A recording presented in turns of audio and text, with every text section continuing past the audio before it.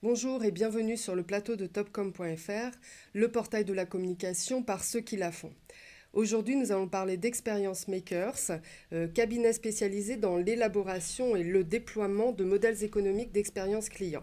5 mois seulement après sa création, le cabinet lance 5 nouvelles offres. Pour en savoir plus, nous recevons les 2 cofondateurs, Christophe Chaptal de Chanteloup et Isabelle Macquart. Bonjour. Bonjour et merci d'avoir accepté notre invitation.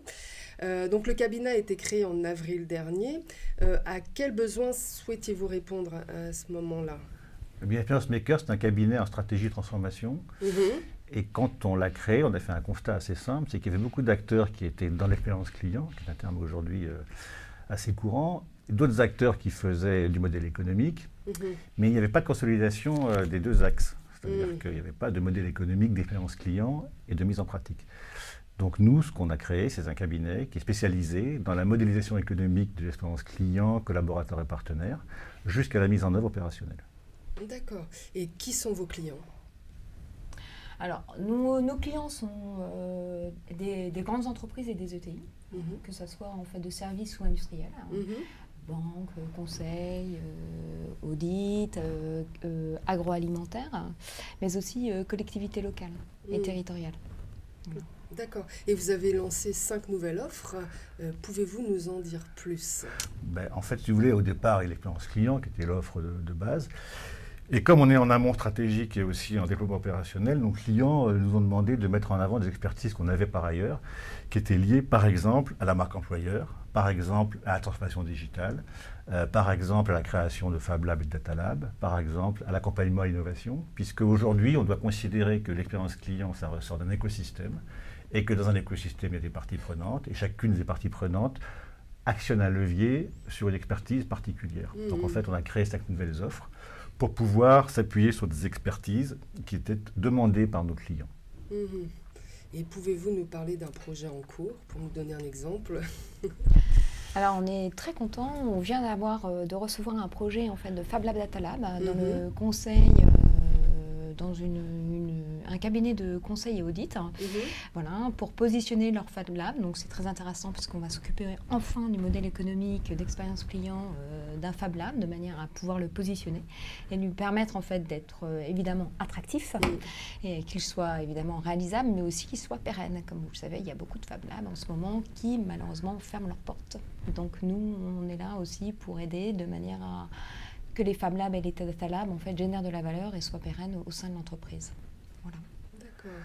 Alors Isabelle vient de dire Data Lab, c'est un Fab Lab qui sera orienté Data Lab, et ce qui est intéressant, c'est que le Data Lab n'est pas forcément quelque chose qui est mis en avant aujourd'hui sur le marché, c'est pourtant des laboratoires qui sont extrêmement importants pour les entreprises et que nous, on pousse au maximum.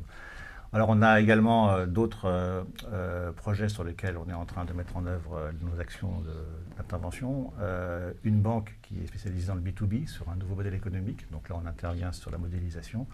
Et puis comme le disait Isabelle, on intervient pour des collectivités territoriales, et notamment pour des attractivités territoriales sur lesquelles on travaille, parce qu'on avait par le passé déjà une expertise dans ce domaine. Donc on a refait appel à nous dans le cadre d'Experience Makers. D'accord. Et à partir de là, comment voyez-vous l'avenir de l'agence? Si vous voulez, il y a une taille critique aujourd'hui, on peut dire, sur des acteurs de consulting comme nous qui font la stratégie de la transformation. Le point mort, c'est 50 personnes. Pourquoi 50 personnes? Parce que c'est la taille qui permet de prendre globalement des opérations relativement importantes de transformation. Donc 50 personnes, c'est ce qu'on vise d'ici à 3 ans, c'est la feuille de route. Au-delà de ça, nous, ce qu'on veut, c'est se positionner comme étant l'acteur de référence de la modélisation économique de l'expérience, qu'elle soit client, partenaire ou collaborateur. Et c'est là-dessus, si vous voulez, qu'on veut se positionner. Et c'est là-dessus que nos clients, déjà, nous perçoivent. Oui, ce que je pourrais rajouter pour compléter, c'est que on aimerait être le cabinet qui soit appelé pour toute organisation soucieuse en fait d'avoir des expériences clients, collaborateurs, partenaires vertueuses, tant sur le plan sociétal mais aussi économique. Voilà. Très bien. Oui, pour conclure, en persuadé que l'éthique et le business, ça fait bon ménage, et que aujourd'hui, il n'y a pas de croissance sans éthique, mais que l'éthique aujourd'hui est un levier de croissance important. Et c'est également le message qu'on passe à nos clients et futurs clients. Très bien. Bien, merci Isabelle Macquart et merci Christophe Chaptal de Chantelot Merci d'être venu nous parler d'Experience Makers. Et à Merci bientôt beaucoup. sur le plateau de topcom.fr.